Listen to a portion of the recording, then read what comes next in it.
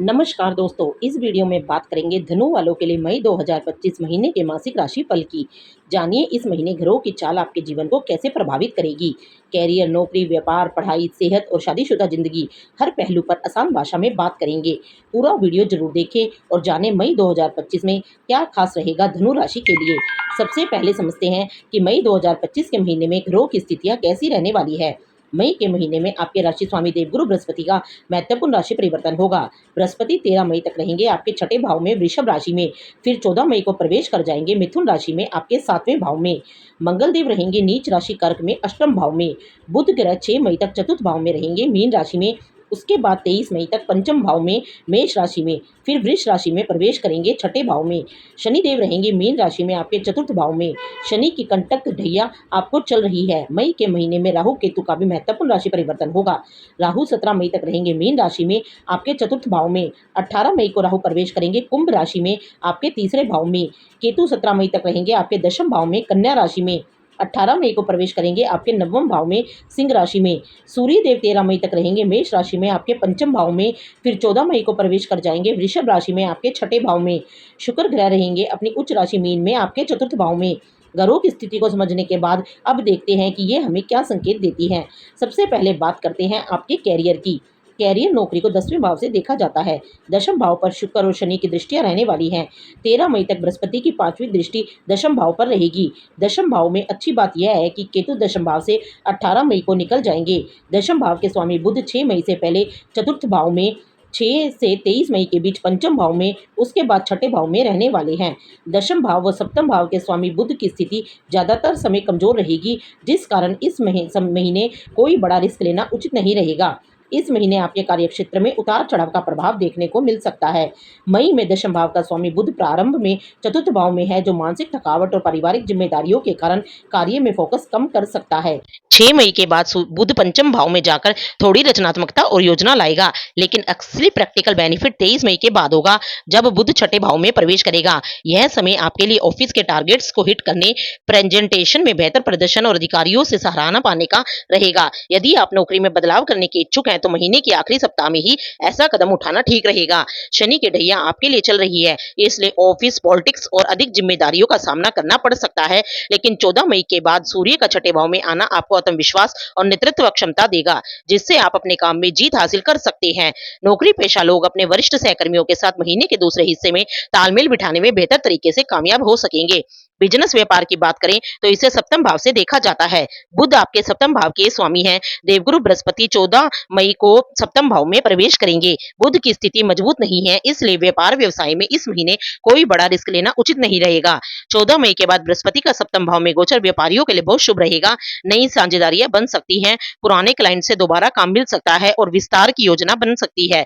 जो लोग export, import या ऑनलाइन कारोबार से जुड़े हैं, उन्हें बृहस्पति के इस गोचर से बड़ा लाभ मिल सकता है।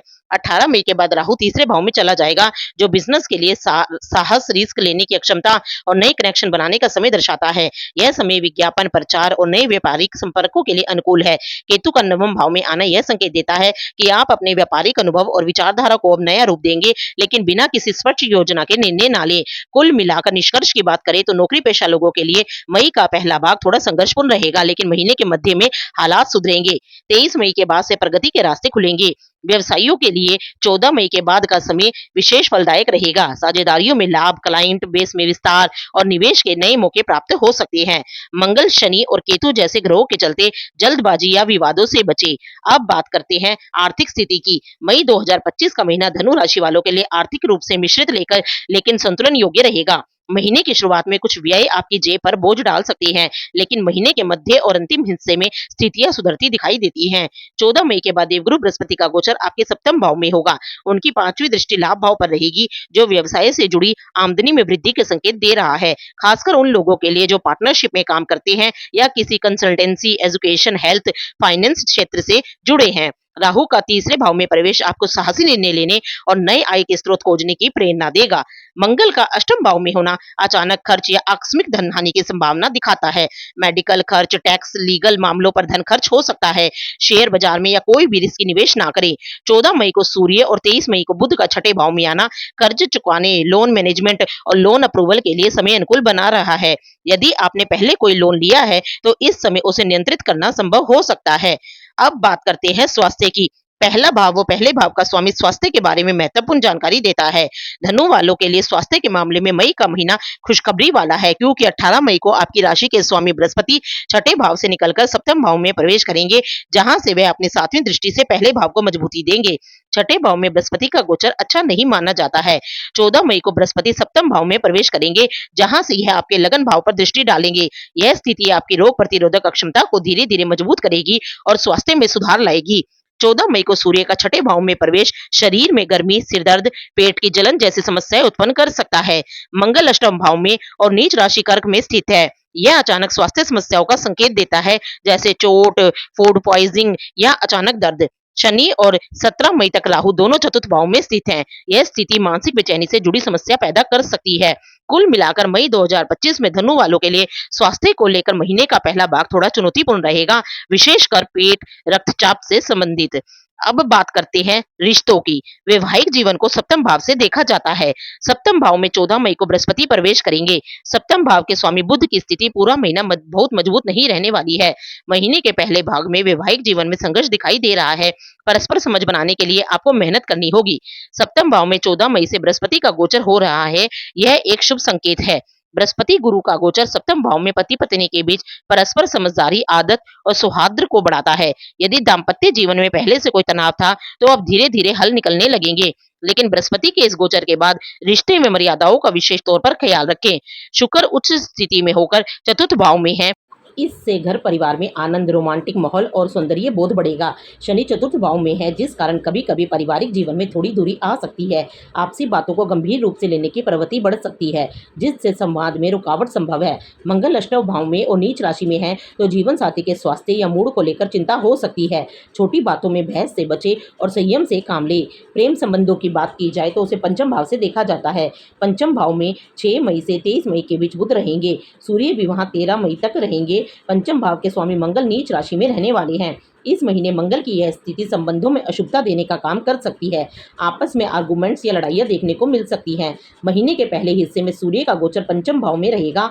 हालांकि सूर्य उच्च अवस्था में रहेंगे, लेकिन इसके बावजूद भी पंचम भाव में सूर्य का गोचर प्रेम संबंधों में निरस्ता देने की कमी कर सकता है।